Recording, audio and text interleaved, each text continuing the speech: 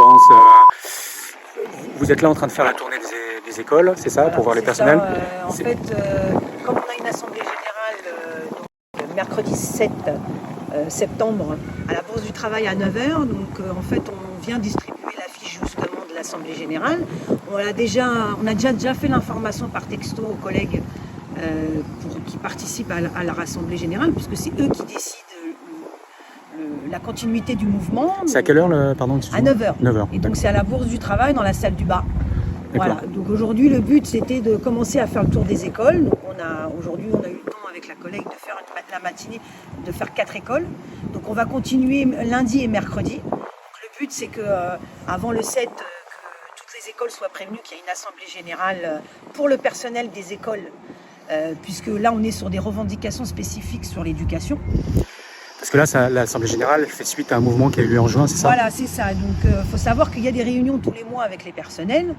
Et dedans, on a des échanges et on a des cahiers de revendications. Il y a eu un ras-le-bol un petit peu du personnel. Alors, je parle bien des agents d'entretien, des ACM, des gardiens, des animateurs aussi, parce que les animateurs aussi sont dedans. Et du coup, on a englobé un peu les revendications et il y a eu un très gros ras-le-bol. Donc, on a fait une assemblée générale demandée par le personnel. Et cette assemblée générale, il a été décidé d'une grève, donc d'un préavis, qu'on a commencé donc le 9 juin. Voilà. Donc le 9 juin, on a eu la première journée de grève, donc avec une assemblée générale. Il y a eu des rassemblements, des manifestations à la Courneuve. Et la municipalité avait pris des engagements, c'est ça à l'époque? Voilà, donc on a eu en effet plusieurs rencontres avec la municipalité dès le début, même avant le préavis, où il y a eu des engagements par écrit de la municipalité. Voilà, sauf que les personnels,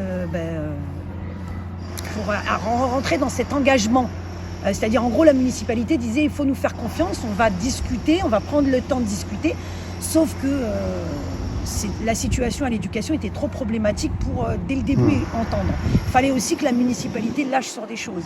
Donc ce qui a été lâché par la municipalité, c'était des remplacements et la continuité des contrats des ACM. Donc ça a été tenu, puisque la municipalité a tenu parole, il y a bien eu des remplacements cet été, et il y a bien eu le maintien des contrats des ACM, mais il y avait encore plein de choses à revoir à la rentrée. Donc par exemple, nous, en tout cas, la revendication première, c'était les titularisations.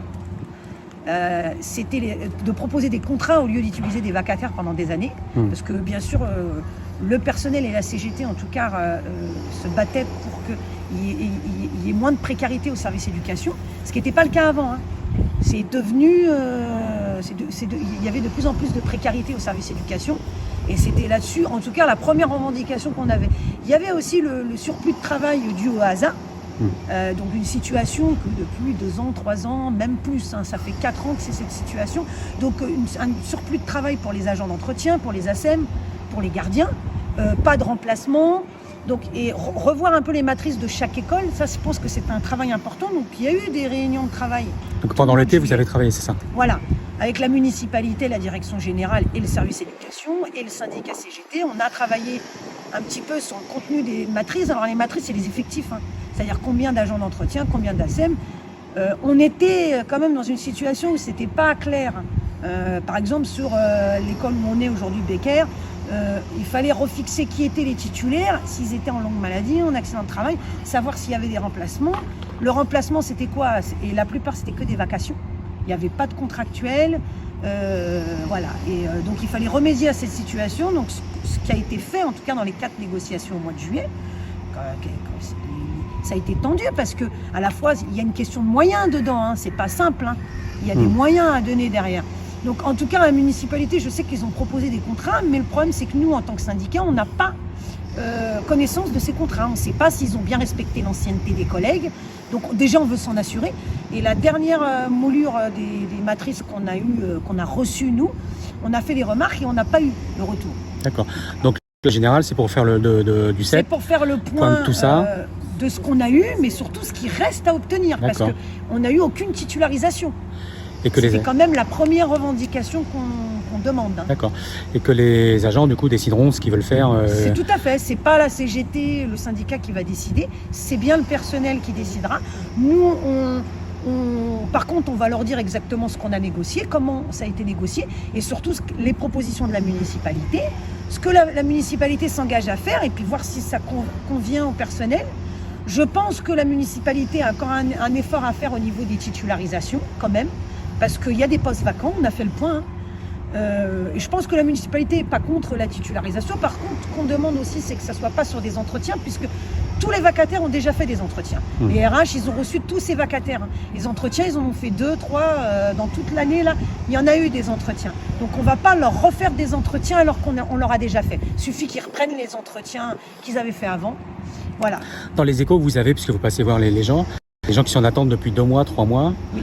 Comment ils le vivent? Alors, il faut savoir que dans les écoles, quand on a fait le tour, il y a des agents qui n'ont pas une nouvelle, des vacataires qui ne savent pas s'ils ils ont un contrat à la rentrée, ils ne savent pas s'ils sont vacataires, donc il y en a qui ont reçu des courriers. Après, moi, où ça me semble important de rediscuter encore une fois avant l'Assemblée Générale, et c'est un petit peu la demande que je fais aux élus aussi, c'est là-dessus, quoi. C'est important en tout cas que le 7, on échange avec le personnel, qu'on ait cette discussion, parce qu'à la fois c'est eux qui décident, mais à la fois je pense qu'on aura une discussion avant avec les élus. Voilà. Peut-être que les élus vont nous proposer des titularisations, peut-être que du coup on aura... parce que, encore une fois, les élus ne refusent pas de se remettre en question, et on a quand même fait cet effort-là. Mais il reste encore un petit bout à faire. Donc rappelle-moi, l'Assemblée Générale, c'est la date, le lieu et l'heure? Alors la date, c'est le 7 septembre à 9h, donc c'est à la Bourse du Travail, au rez-de-chaussée. Et donc, je pense que, et on n'hésitera pas à vous communiquer, je pense qu'avant la rentrée, on aura peut-être une dernière négociation, parce que de toute façon, nous, on a quand même eu contact avec François Perrin, on a quand même eu contact avec Didier Brock, et je pense qu'on aura aussi un contact avec Anthony Giunta sur la continuité de la négo. Mais, voilà, tant qu'on n'a pas le contenu du nombre de titularisations, voilà, et en même temps, c'est les personnels qui décident. Ça marche. Voilà. Merci beaucoup. De rien.